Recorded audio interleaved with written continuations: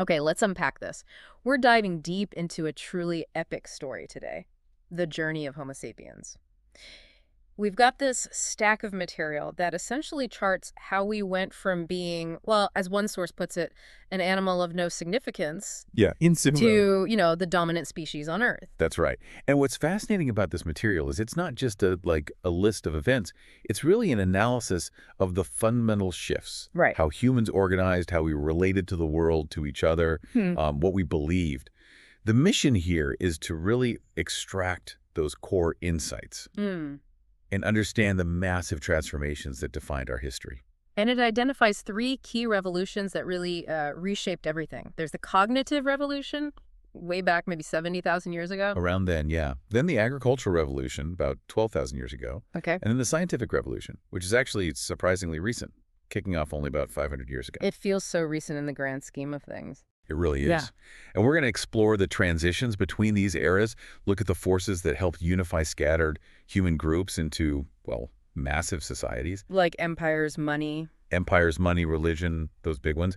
And we'll delve into this concept that maybe hold it all together, the power of shared beliefs. Mm-hmm. What these sources call imagined orders. Imagined orders. Okay, so prepare yourself.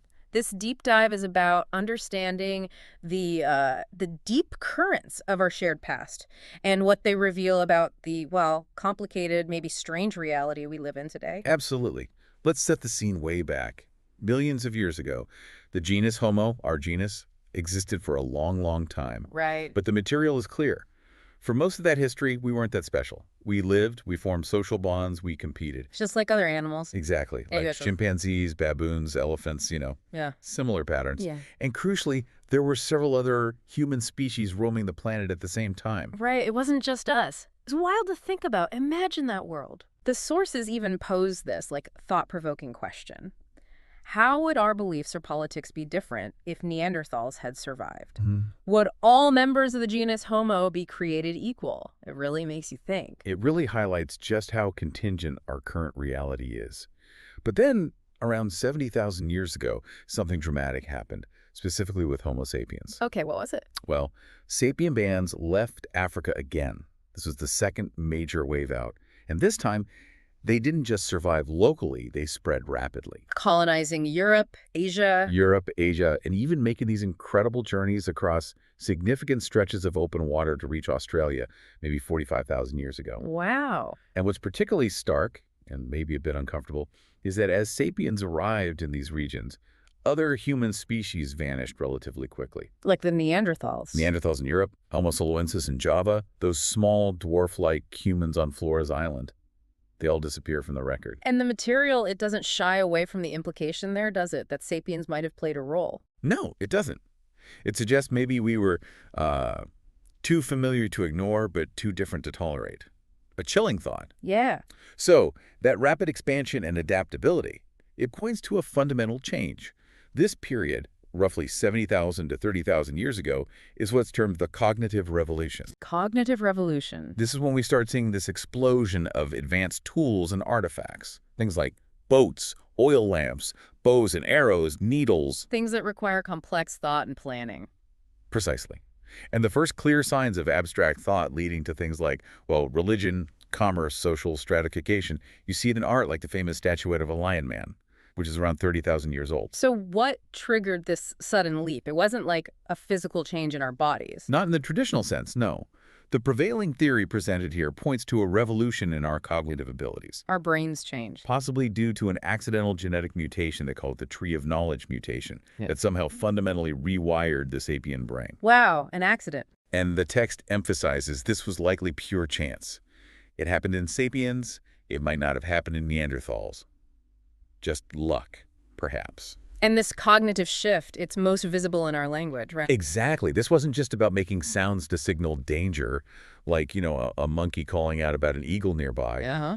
Our new language had capabilities that were qualitatively different, really powerful. Okay, like what? What were these distinct capabilities? Well, first, it allowed us to share much more detailed information about the physical world, Yeah. where the best hunting spots were, how to avoid predators, that kind of practical stuff. Makes sense. Crucial for survival. Absolutely. Yeah. Second, And maybe just as important for social cohesion, it allowed for intricate gossip. Gossip? Really? Well, yeah, transmitting large amounts of information about social relationships. Who was friends with whom, who was reliable, who cheated whom. This allowed cooperation within bands of maybe up to 150 individuals. Okay, managing those complex social networks? Right. But the most significant breakthrough, and this is where the material gets really interesting, is the ability to communicate about things that don't actually exist. Things that aren't physically real. Precisely. Things like tribal spirits, national identities, human rights, or even abstract concepts like a limited liability company. These aren't tangible things you can touch. They're ideas we share. Exactly.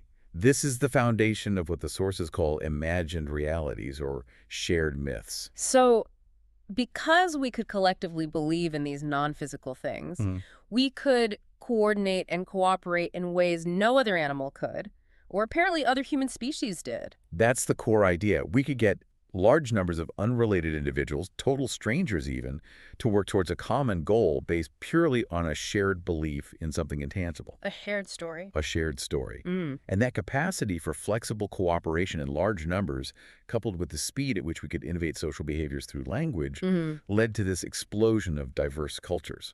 An immense diversity of imagined realities, as they put it. So this is the point where history breaks away from just biology. That's the argument. The cognitive revolution was the moment history declared its independence from biology. From this point on, understanding human trajectories requires looking at culture, myths, historical narratives, not just genetic evolution. That distinction is really key. It means our behavior isn't hardwired genetically in the same way anymore. It's shaped by the stories, the beliefs we create and share. Exactly. So what did everyday life look like for these early modern humans, these foragers? Well, based on the archaeological record, and they do note its bias towards stone tools, suggesting maybe it should be called the Wood Age, since wood and fibers don't last. Right, most stuff would have decayed. Foragers likely lived in small, close-knit bands, maybe dozens, up to a few hundred people. Privacy and loneliness were probably pretty rare experiences, very communal. Constantly surrounded by your group. Pretty much. One fascinating detail the material mentions is the domestication of dogs. This happened before the agricultural revolution. Really? How early? Maybe 15,000 years ago, possibly even earlier. There's evidence like ancient burials, a 12,000-year-old tomb in Israel, for instance, containing a woman buried with a puppy. A puppy buried with a woman. Wow, that's such a human touch point across all that time. Isn't it? And even within these foraging communities, the materials suggest incredible diversity existed. They cite modern examples, like the Aboriginal tribes of Australia before European contact. Each had unique languages, religions, customs, social norms. Huge variation. So this cultural diversity, they argue, is a direct legacy of the cognitive revolution. Yes. There isn't one single natural way for Homo sapiens to live after this point. Our societies are built on cultural choices, drawn from this vast spectrum of possibilities opened up by our minds. And this ability to cooperate through shared myth, these imagined realities, it manifested in some really significant ways, didn't it? Beyond just daily life in the band. Oh, absolutely. Take hunting, for instance. Sapiens developed these complex cooperative mass hunting techniques. Like surrounding herds. Exactly. Surrounding herds, driving animals into traps or over cliffs, building elaborate trapping systems. This allowed for kills on a scale far beyond what Neanderthals, who seemed to hunt individually or in very small groups, were capable of. And what about trade? You mentioned commerce earlier. Right. We find evidence of long-distance trade. Seashells from the Mediterranean and Atlantic found hundreds of miles inland in Europe. Obsidian, a volcanic glass, from the island of New Britain, turning up on New Ireland, requiring sea travel. So they were moving goods over long distances. Yes. But it wasn't just about swapping stuff. The sources really emphasized that trade between strangers requires trust. How do you trust someone you don't know? Well, the argument is that trust was built on belief in shared imagined entities, tribal spirits, totems, ancestor figures, protective gods, and later, things like money or corporations.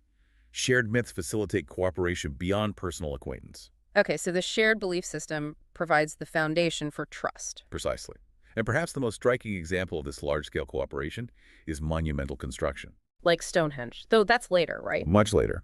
Think Göbekli Tepe in modern Turkey. Yeah. This site is dated to around 11,500 years ago. Okay. And it was built before agriculture was widespread in that area, by foragers. by hunter-gatherers, building massive stone structures. Yes. Huge carved pillars, elaborate enclosures. It would have required thousands of people from different bands, different tribes, to cooperate over long periods, maybe years. Why? What was it for? That's the mystery. The materials suggest it was built for a mysterious cultural purpose, likely religious or ceremonial. Hmm. Archaeologists are still trying to fully decipher it, Oh. and there's speculation it might be connected to the very beginnings of wheat cultivation in that region. Perhaps they needed to start growing food to seed the massive workforce required to build the temple. So the need to build the temple drove the invention of farming. It's a provocative idea floated in the material, leading to that phrase. Mhm. Maybe it wasn't just humans domesticating wheat, but in a way, wheat domesticating humankind. Humankind by wheat. That leads us right into the next big revolution, doesn't it? It certainly does. The agricultural revolution, kicking off around 12,000 years ago. And this period is presented as, well, deeply controversial. Very much so. Sometimes it's seen as this great leap forward for humanity, the foundation of civilization. Other times it's framed almost as a fall from grace, a path to perdition. Perdition, strong word. Yeah, abandoning a perhaps more harmonious symbiosis with nature for what some sources describe as greed and alienation. Okay, so what was the fundamental shift? It was moving from hunting and gathering wild plants and animals to actively farming specific crops and domesticating certain animals. Wheat, rice, corn, sheep, goats, pigs, chickens, that sort of thing. Exactly, focusing energy on manipulating a few species for human benefit. And the most immediate consequence you mentioned was a huge population boom. Massive. From maybe 5 to 8 million foragers globally before agriculture. Which is tiny, really. Tiny. To around 250 million farmers by the 1st century AD. A huge increase in the sheer number of humans. But, and this is the crucial paradox the material highlights, while the species multiplied, individual lives often got worse. That's the argument. People settled down permanently, becoming bound to their small plots of land. Again, maybe domesticated by the plants they cultivated. Stuck in one place? Their living space shrank dramatically compared to the vast territories foragers roamed. More crowded, less freedom of movement. And this is framed as a kind of bargain or a deal. Yeah, like a Faustian bargain almost. Humans gained more control over their food supply, generating surpluses. But they became heavily dependent on a very small number of domesticated species, vulnerable to famine if the main crop failed. Right. And the sources point out this significant gap that emerged. Evolutionary success, measured purely by population increase and energy harnessed. More copies of the Sapiens DNA around? Exactly. That didn't necessarily translate into greater individual well-being or happiness. Why was it worse for individuals specifically? Well, several reasons. Farmers often worked harder, longer hours than foragers. Yeah. Think about clearing fields, plowing, sowing, weeding, harvesting, constant labor. Back-breaking work. And their diets often became less varied and less nutritious, relying heavily on one or two staple crops like wheat or rice compared to the diverse diet foragers likely had. Leading to deficiencies. Potentially, yeah. And living in a crowded, permanent, often unsanitary villages or towns led to increased vulnerability to infectious diseases and epidemics. Ah, the downside of density. Definitely. And the sources don't forget the animals. For domesticated animals, the conditions were frequently brutal. Like how? They use phrases like silencing the lambs, contrasting the life of a contented rhinoceros in the wild, even if its species is endangered, with a calf confined to a tiny box its whole life just to produce tender veal. That's a stark comparison. It is. The agricultural revolution, according to this perspective, was arguably a tragedy for many individuals, both human and animal, even while it was a runaway evolutionary success for Homo sapiens as a species. That's a really powerful and counterintuitive takeaway. It fundamentally challenges that simple idea that progress always equals improvement for everyone involved. It really does. It forces you to ask, progress for whom? And measured by what? But those food surpluses from agriculture, they did enable something new on a social scale, right? Larger human groups. Absolutely. Surpluses, combined with new, albeit slow, transportation methods, allowed for the growth of larger villages, then towns, cities, and eventually kingdoms and empires. This created the need for large-scale cooperation on a level never seen before. Cooperating not just with dozens, but thousands, even millions. Exactly. And here's the problem they highlight. Humans had spent millions of years evolving cooperation strategies for small bands, intimate groups where everyone knew each other. Right, based on personal relationships, direct reciprocity. But the sudden leap to societies of hundreds of thousands or even millions far outpaced biological evolution. We didn't have time to evolve instincts for trusting and cooperating with masses of strangers. So how did we manage it if our biology wasn't equipped for it? The answer, according to the sources, lies back with those shared myths and imagined orders we talked about from the cognitive revolution. Ah, they become even more important now. They had to scale up dramatically. They became far more complex, more pervasive, more deeply embedded in every aspect of life to provide the necessary social glue. The glue for millions of strangers. To coexist relatively peacefully, cooperate on large projects, divide resources, enforce norms, handle disputes, and act together in times of crisis, like war or famine. So these imagined orders essentially became the operating system for mass society. That's a good way to put it. They are the social norms, the laws, the structures we live by, based ultimately on collective belief in shared myths, not on objective reality or biological imperative. And the sources argue that large-scale human cooperation only works because of this capacity, this ability to believe in shared fictions. That's the core argument. It's the only way they see to get millions of strangers to play by the same rules. They provide two really striking examples, almost polar opposites. The Code of Hammurabi and the American Declaration of Independence. Right. Hammurabi's Code, from ancient Babylon around 1776 BC, it created order based on a myth of inherent hierarchy. People are fundamentally unequal. Yes, that society was naturally divided into superiors, commoners, and slaves, each with different rights and values. This myth, this imagined order, enabled cooperation within an empire of hundreds of thousands. Okay, and then fast forward thousands of years to 1776 AD, the U.S. Declaration of Independence. Which built its order on a completely different myth, inherent equality. All men are created equal. That foundational belief enables cooperation, at least in principle, among hundreds of millions today. So the content is opposite hierarchy versus equality, but the function is the same. That's the key insight presented here. Both are framed as imagined orders. We adhere to human rights or property laws or the value of a dollar, not because these things are objective, scientific truths found in nature. Not like gravity. Exactly, not like gravity. But because believing in them, collectively, allows us to cooperate effectively and build a relatively stable society. It's framed not necessarily as something sinister and deceptive, but as a necessary, pragmatic tool for large-scale human organization. But if they're based just on belief, these imagined orders must be inherently fragile. Very fragile. They depend entirely on people continuing to believe in them, and maintaining that belief requires constant, often intense effort. How do societies maintain them? It can't just be force, can it? No, force alone isn't enough. While violence and coercion armies, police, courts, prisons are definitely part of the picture. The stick. The stick, yes. You need it to enforce compliance. Yeah. But as the quote goes, it's uncomfortable to sit on bayonets alone. Force is inefficient and breeds resentment if it's the only thing holding society together. So you need people to actually believe in the system. The carrot, maybe? You need true believers, large segments of the population, and critically, the elites and those who operate the security forces, the soldiers, the police, the judges, must genuinely believe in the myths. You'd have to buy into it. Absolutely. Christianity needed believing bishops and priests. Democracy needs believing presidents and Congress members. Capitalism needs believing investors and bankers. Cynics, the material notes, don't build enduring empires or civilizations. You need conviction. Okay, so how do you instill that belief? How do you get millions of people to genuinely believe in these imagined things? Well, a key technique is to never, ever admit the order is imagined.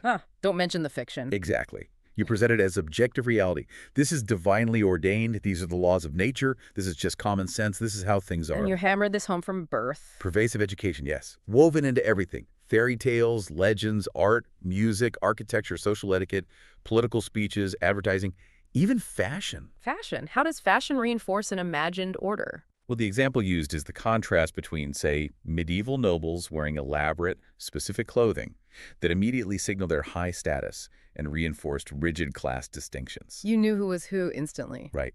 Versus today, where a billionaire might wear jeans and a T-shirt, subtly reflecting a widely held, though perhaps imperfectly practiced, belief in equality and individualism. The clothes send a message about the underlying myths. It's also embedded in the physical world around us, isn't it? Like architecture. Yes, definitely. They contrast the medieval castle, often centered around a large communal hall where everyone was constantly visible, reflecting collective values and a clear hierarchy. Everyone knew their place, literally. Exactly.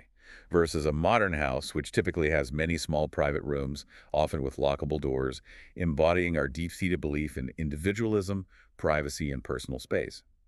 The buildings reflect the dominant myths. And maybe most subtly, perhaps most powerfully, these imagined orders shape our deepest desires. This is a really profound point the sources make. What we often perceive as our most personal wishes, our innermost dreams, wanting to travel the world, pursuing a specific career, falling in love, buying a certain car. Things that feel uniquely us. Right. They argue these are frequently shaped, even programmed, by the dominant imagined orders surrounding us. Think about romantic consumerism, the myth of finding your one true soulmate, or the relentless pursuit of individual achievement and wealth.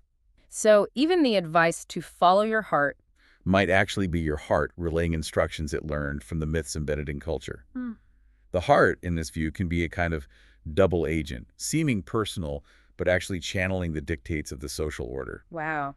That's a challenging thought that even our inner compass might be externally calibrated by these stories we tell ourselves. It's definitely meant to make you question things. And these imagined orders, they don't just shape desires, they actively create hierarchies, categories of people. Right? Like superior commoner in Hammurabi's time, or white-black, or man-woman. These aren't biological necessities, they're social constructs. Exactly. They're imagined categories. But they have a crucial function in large societies. They allow strangers to know how to interact with each other quickly without needing personal familiarity. They provide shortcuts for social interaction. The Eliza Doolittle example they mention illustrates this, right? Understanding the subtle cues of class defined by an imagined hierarchy. Precisely. But the downside is that these hierarchies tend to perpetuate themselves, often through vicious circles. How so? Well, the material highlights that these divisions aren't based purely on inherent natural ability. Even if someone has talent, opportunity is crucial for nurturing and expressing that talent. And opportunity is often dictated by your place in the hierarchy. Exactly. Think of the Harry Potter example they use, being born a wizard versus a muggle dictates your opportunities. More seriously, they use the Indian caste system, with its historical purity laws restricting occupations, or the American racial hierarchy originating in slavery. A chance historical event like the importation of slaves leads to poverty and lack of education for a group, which then fuels prejudice among the dominant group, which then leads to discriminatory laws like Jim Crow or segregation. Which further limits opportunity. Which reinforces the poverty and lack of education, which then seems to confirm the original prejudice in the eyes of the dominant group. It's a vicious cycle. And worryingly, the sources suggest prejudice often gets worse over time, not better, as the system reinforces itself. Yes, chance historical events become solidified into rigid social systems justified and maintained by myths, often for centuries. And the material singles out gender hierarchy as being almost universal since the agricultural revolution, almost always privileging men over women. It does. It makes a clear distinction between biological sex, XX, or XY chromosomes, and cultural gender, the roles, behaviors, and expectations society assigns to man and woman. Which are learned performances in a way. Right. And historically, masculine qualities and roles have typically been valued more highly than feminine ones across most agricultural and industrial societies. But the sources critique purely biological explanations for this near-universal patriarchy. They do. They challenge justifications based on, say, greater average male muscle strength or aggression, Oh. by pointing to counterexamples. In human societies, the elderly often rule the young despite having less physical strength. Social skills, diplomacy, and alliance building are often just as important as brute force, even in chimpanzee hierarchies where females sometimes play key roles. Okay. And ruling complex states or leading armies requires organizational skills, strategy, and logistics, not just personal fighting ability. Plus, matriarchal or more egalitarian animal societies exist and thrive. And the dramatic changes we've seen in gender roles just in the last century or so. Exactly. That rapid revolution suggests that patriarchy, despite its long history and near universality, might be based largely on unfounded myths about inherent capabilities, rather than biological necessity, which raises questions about its long-term stability. Interesting. Okay, shifting gears slightly, the material points to this larger overarching trend throughout recorded history. Yes, a movement away from a world of many thousands of distinct, isolated human societies, like, say, Aboriginal Tasmanians completely unaware of ancient Rome, or the Mayafanakal unaware of Teotihuacan in Mexico. Separate worlds. Separate worlds, exactly, toward a single, increasingly unified global community. Not always a smooth or linear process, but a clear direction. And the primary engines driving this unification are identified as what? Three main drivers: empires, money, and universal religions. Let's take empires first. How are they defined here? As large political entities that rule over diverse peoples and territories, typically with flexible borders that expand and contract through conquest or diplomacy, they're inherently about bringing different groups under one umbrella. And they were often founded and maintained through, well, pretty brutal means. Oh, absolutely. The sources are clear on that. Violence, oppression, exploitation were standard practice. They cite that quote from the Caledonian chief Calgacus, reported by the Roman historian Tacitus, describing Roman conquest. The make it desert and call it peace line. That's the one. To plunder, slaughter, robbery, they give the lying name of empire, they make it desert and call it peace. Stark. Very stark. B-U-T. There's a but. There's a but. The material also argues that empires, despite their often brutal origins, frequently left behind crucial legacies that ultimately contributed to unification. Like what? Shared laws, common languages, standardized administration, infrastructure like roads and aqueducts, philosophical ideas, artistic styles. These things often outlasted the empire itself and fostered connections. And the argument is that most modern cultures are actually products of empires. Yes, the Han identity in China, Americans speaking European languages, Egyptians speaking Arabic rather than ancient Egyptian, even Zulu identity being forged through imperial expansion. Rejecting all imperial legacy, they suggest, is often tantamount to rejecting much of your own culture. They use the example of India and the British Raj. Right. While the Raj involved destruction and exploitation, it also arguably unified disparate regions, established common institutions, spread the English language, and even introduced ideas like democracy, which were later used in the independence movement itself. It's complex. And empires often justified their rule with an ideology, right? Almost always. They typically claim to be spreading a superior culture or civilization for the benefit of the conquered peoples. Cyrus the Great freeing the Jews, the Chinese Mandate of Heaven, the Roman mission to civilize barbarians. Muslim jihad, British liberalism, American democracy, and human rights. All used as justifications for imperial expansion at various times. And the elites often genuinely believed in these missions, even if they also served self-interest. And despite the trauma of conquest, empires often fostered hybrid cultures over time. They did. They absorbed contributions from conquered peoples. Roman culture was heavily influenced by Greece, Arab culture by Persia and Byzantium. The U.S. is famously a melting pot, though not without its tensions. But this assimilation was often slow, painful, and forced. Right. They mention the centuries it took for Iberian Christians under Muslim rule to fully assimilate, or the story of Gandhi being thrown off a train in South Africa for daring to sit in first-class assimilation wasn't easy. And the imperial cycle they describe, eventually barriers broke down. Over centuries, yes. Conquered peoples often gradually became seen as us. Roman citizenship was eventually extended to almost all free people in the empire.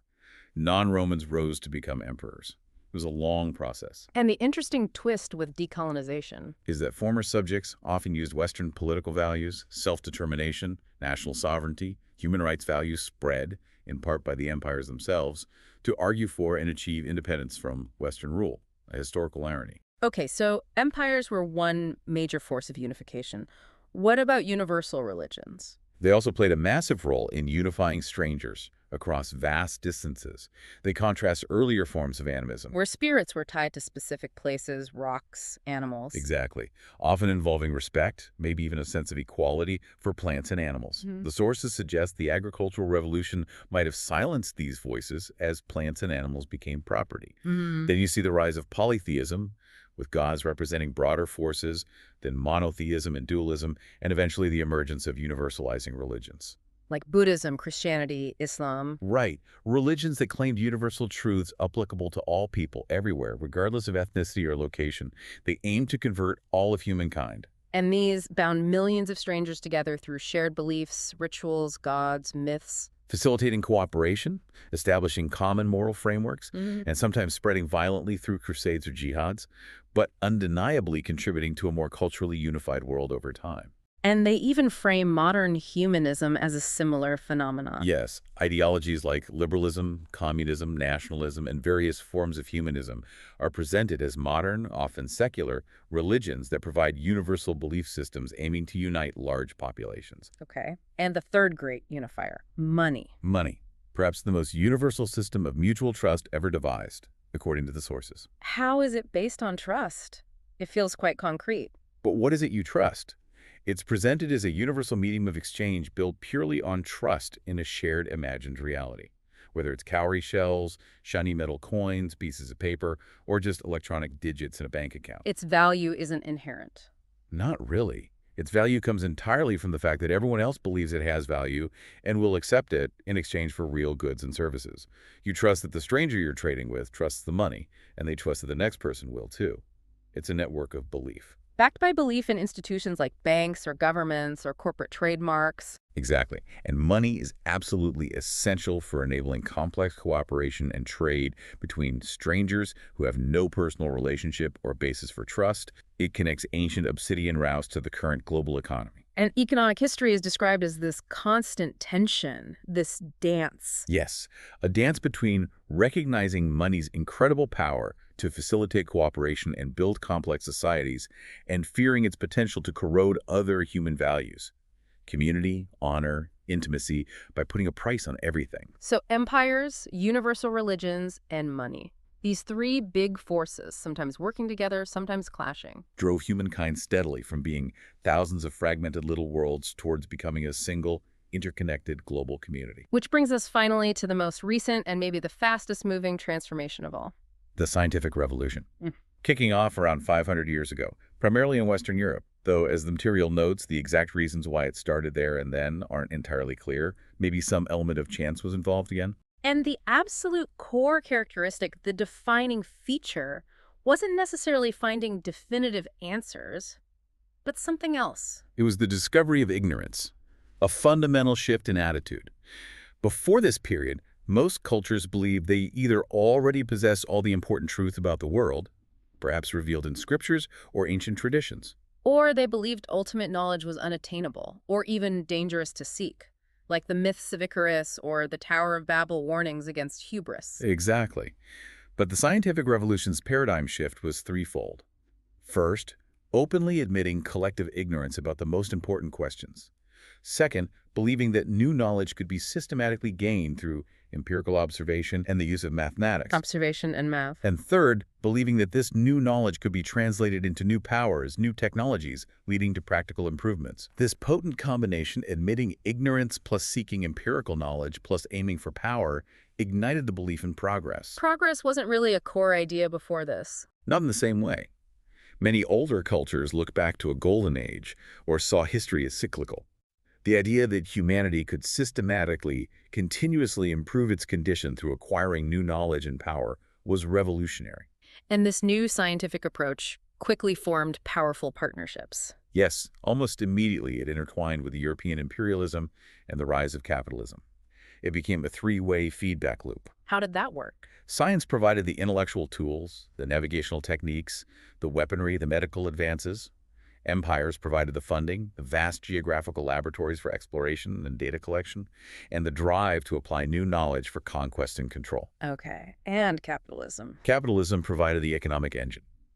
The belief in future growth, fueled by scientific and technological progress, encouraged investment in large-scale scientific expeditions and technological development, organized through joint stock companies and credit systems, all hoping for future profits.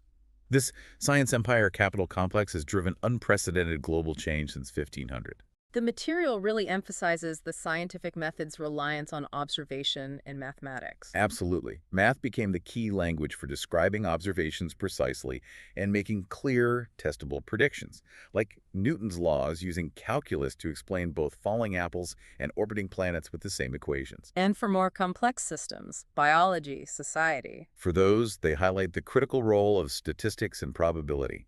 It allowed science to find patterns and make predictions, even in systems with many variables or inherent randomness. They give that fascinating example from 18th century Scotland. Yes, the two ministers, Webster and Wallace. In 1744, using early probability theory based on death records collected by others like John Grant and Edmund Halley, Halley of Comet fame. the same. Using Halley's life tables, they accurately predicted mortality rates among Scottish Presbyterian ministers to set up a financially sound pension fund for their widows and orphans. They basically invented actuarial science. Pretty much. And the company they founded, initially called the Scottish Ministers' Widows Fund, eventually became Scottish Widows, which still exists today. Their prediction of how many ministers would die each year was apparently off by only one in the first few decades. Incredible. And this probabilistic way of thinking, applying statistics to populations, influenced the development of demography, think of Malthus, and critically, influenced Darwin's thinking about natural selection acting on variations within populations. So statistics was absolutely key to applying science to understanding life and society. Crucial. And the practical results of this scientific progress, especially when partnered with capitalism and state power, have been, well, immense, particularly in medicine. Yeah, the impact on health and lifespan is staggering. Absolutely enormous. The material points to this dramatic increase in average global life expectancy.